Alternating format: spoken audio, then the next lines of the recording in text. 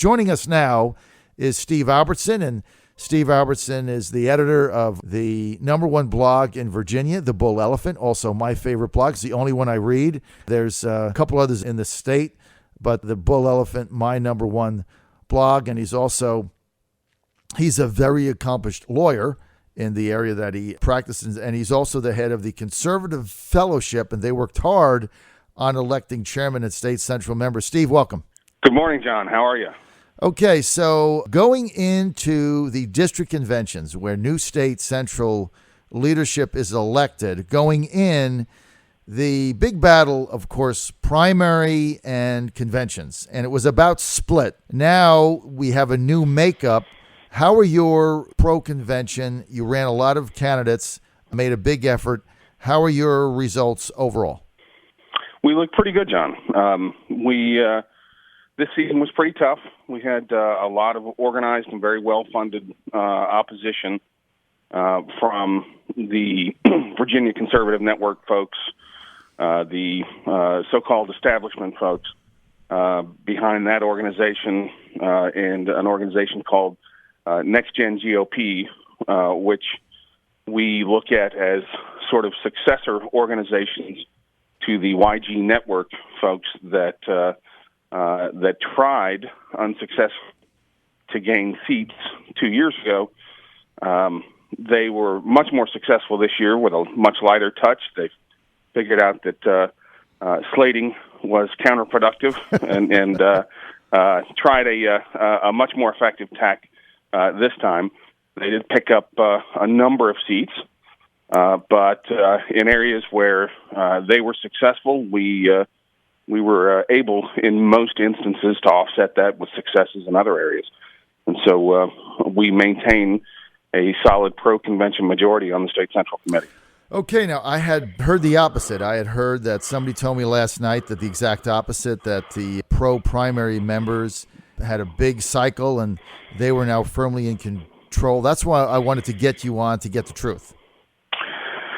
Yeah, there are a lot of rumors, and a lot of people say things for, different reasons than giving you the truth. But I am very firmly familiar with the list of folks on State Central and know where we are.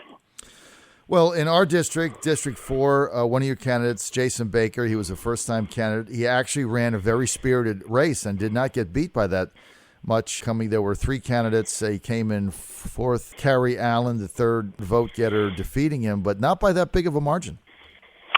Yeah, it's disappointing. Jason's a great guy, a great candidate. I hope that he and others will continue to remain involved.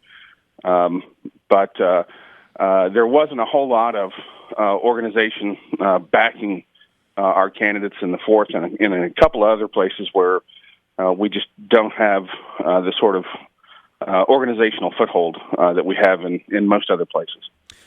No question. Now, one thing I do want to mention on the air, the next real battle that comes up when it's all the procedural things are done and some of the other leadership things the State Central does, Steve, when it's all said and done, the big vote that you're going to have is whether to have a primary or a convention to decide the nominating process for the 2017 Republican state candidates of Virginia.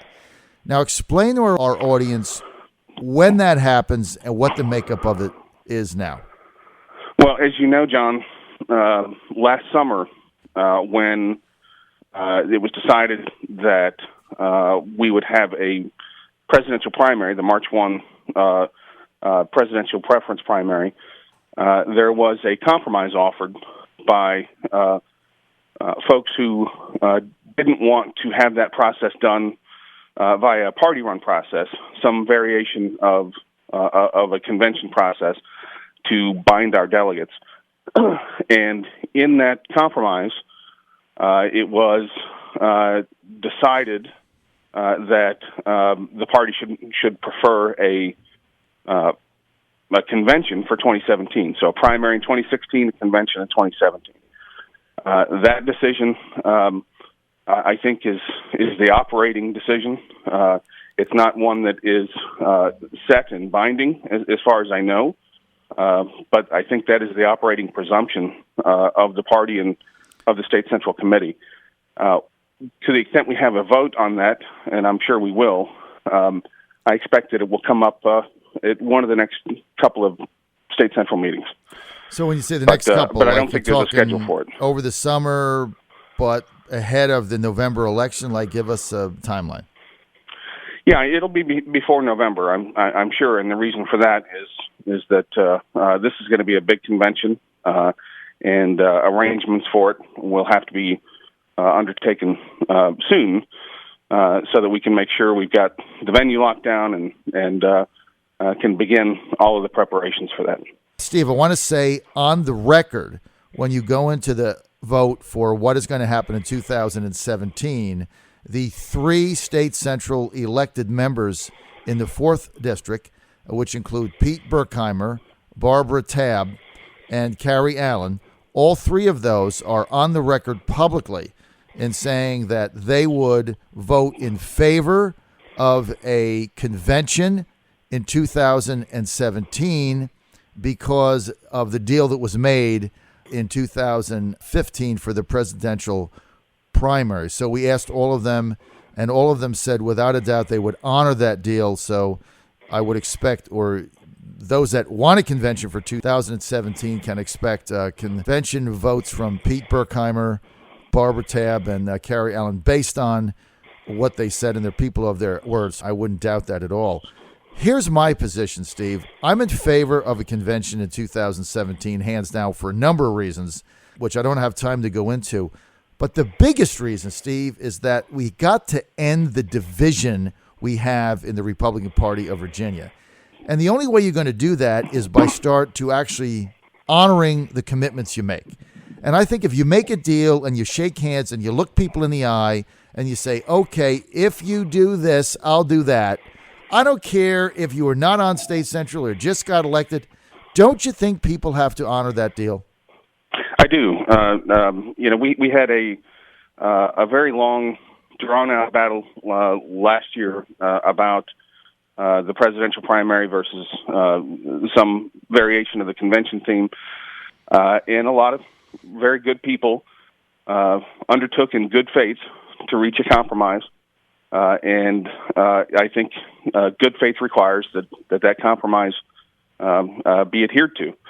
And I see no reason why it won't be, and that's fully my expectation. And I know it's Chairman Whitbeck's expectation that compromise will be adhered to. And so that's what I think is going to happen. I think even though we are on the different side from Barbara and Carrie and Pete on this issue philosophically, those and a lot of other good people on State Central realize that the right thing to do here is to hold to that deal and continue forward with a convention for 2017, which I incidentally think will be the best thing for our nominee.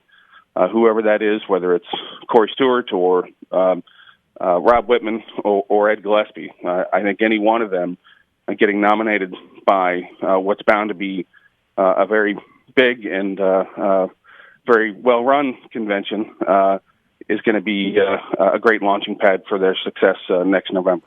I don't think there's any question about that, and we need to unify the party, and the first way you do that is by honoring your word. Here's the other thing that really bothers me, is I had a couple people say to me this weekend, well, whether we have a primary or a convention really is going to be Ed Gillespie's call. That really freaked me out. Because I'm thinking to myself, are we back now to having candidates because they got more money in the bank than somebody else is going to dictate to State Central whether to have a primary or a convention because it benefits them one way or the other? I think that's a very dangerous position for the Republicans to have. What say you? Indeed, I agree completely, and I nothing rankles me more than to the idea that the party, the people elected in all of these district conventions statewide, which themselves are a function of well over 100 mass meetings statewide, should then just defer their judgment to whoever's got the biggest bank account, whoever's got the biggest name, whoever's next in line. Unfortunately, that's how the party's worked for a long time. But I think how the party's worked for a long time, I think everyone can agree, hasn't really yielded the best position for us.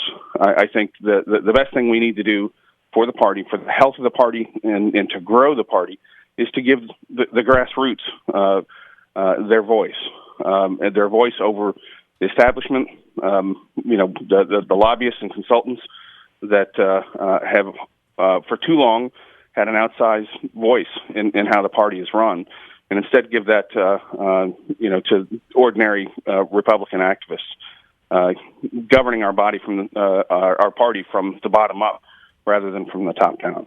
Steve, if the Republican Party of Virginia allows Ed Gillespie to buy or dictate the nominating process, we got bigger problems than Ed Gillespie.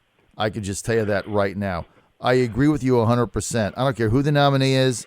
It's got to be fair, and the process has to be open. There was a deal made to have a convention in 2017. I think for the party to heal, they have to honor that deal, and I'm going to be an advocate of that going forward. Steve, thanks for being with us. You can follow Steve Albertson at Bull Elephant. Read his blog, bullelephant.com.